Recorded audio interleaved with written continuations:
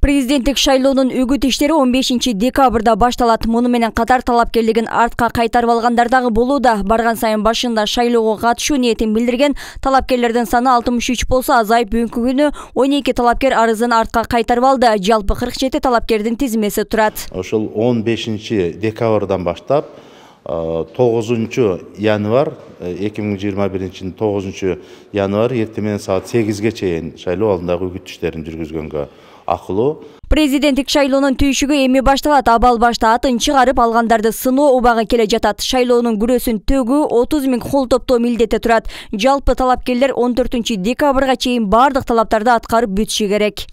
Кыргыз тилинен тест сертификатын тапшырбаган талапкерлердин тизмеси Анар Зарипова, Анаркүл Араева, Тынчтык Акжолтоев, Юлия Лилиенталь, Чыңгыз Капаров, Жээнбек Искендеров, Елена Клипачева, Султан Аджыматов, Куттумидин Базаркулов. Президент болуу тилегин артка кайтарып алгандардын тизмеси Карагач Исмаилова, Орозбек Маденов, Марат Кайыпов. Шайлоодон андан ары катышуудан баш тартуу жөнүндө арыз менен кайрылышы мүмкүн. Ал 7 январга чейин.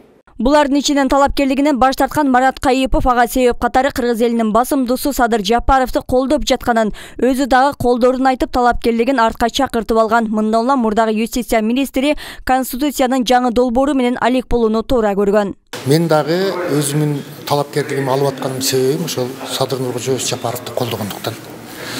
Экинчиден, кечээ Жогорку Кеңеш мени Кыргыз Республикасынын Конституциясынын жаңы долбоорун иштеп чыкканга Конституциялык кеңешмеге мүчө катары дайындады. Өлкөбүздү өнүккөнгө алып бара турган биздин баш мыйзам. Ошол баш мыйзамды жакшылап жазып долбоорун сунуш кылган мен үчүн маанилүү. Мен ошол кеңешмеде иштейин деп чечтим. Эл башкарууну каалап өздөрүнүн анкетасын булгап алгандары дагы бар. Тактап айтканда соттуулугу жоюлбаган Бектур Асанов, Кубанычбек Кадыров, Нурлан Мутуев. Бу акырата мыйзамда так даана жазылган. Соттуулугун же болбосо соттуулугу жок кылынбаган жарандар президенттикке ат салыша албайт. Ал себептен Борбордук шайлоо комиссиясындагы буга даярдаган чарасы бар. Мисалы жарандуулук боюнча, соттуулук боюнча эгерде ушундай фактылар аныкталып калган болсо, андан сырткары шайлоо алдындагы үгүт иштеринин эрежелерин бузган болсо, Борбордук шайлоо комиссиясы тиешелүү эскертүүлөрдү бериши мүмкүн. Эгерде андан көбөйгөн болсо, 2 жандан ашык жолу шайлоо алдындагы үгүт иштеринин эрежелерин бузган болсо, Борбордук шайлоо комиссиясы талапкерди каттоосун жокко чыгарышы мүмкүн. Президенттик тактыга ат салышкандардын санынын көптүгү дагы коомчулукта талкууну жаратты. Арасында башкаруунун багытына аралашпагандары дагы бар. Мындан улам Кыргыз элинин алдында дагы бир оор тандоо турат.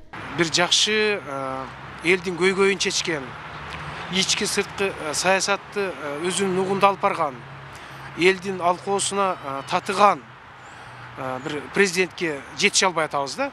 Мына ошо бүгүнкү көйгөйлөрдүн баары ошол биз туура эмес тандоо жасагандыктан, туура эмес мамлекет башчылары келгендиктен мына ушундай кырдаалга келип жеттик. Кыргызстан 6-чы президенттин тандоонун алдында турат. Бул багытта Борбордук шайлоо комиссиясынын жоопкерчилигинде таза шайлоону камсыздоо турарын эске салышат. Кечеги ыплас шайлоону өткөргөн, парламенттик шайлоону өткөргөн БШК бүгүнкү күндө да отурат да. Буларга кепилдик жок. Эртең дагы ошол ресурстарды колдонуп, алардагы мурдагы технология менен шайлоону өткөрүп, тиешелүү талапкерлерди колдоп, шайлоону бурмалап, анан дагы бул шайлоо нааразычылык менен бүтпөйт деп эч ким кепилдик бере албайт. Мына ошондуктан булардын дагы жоопкерчилигин караш керек. Эскерте кетсек, 10 январда Кыргыз Республикасынын президентин шайлоо болот. Тиешелүү шайлоо участкалары учурда даярдыкты көрүп жатышат. Гүлшайыр Талантбек кызы, Бакчар Асылбек уулу, 7 канал, Ош.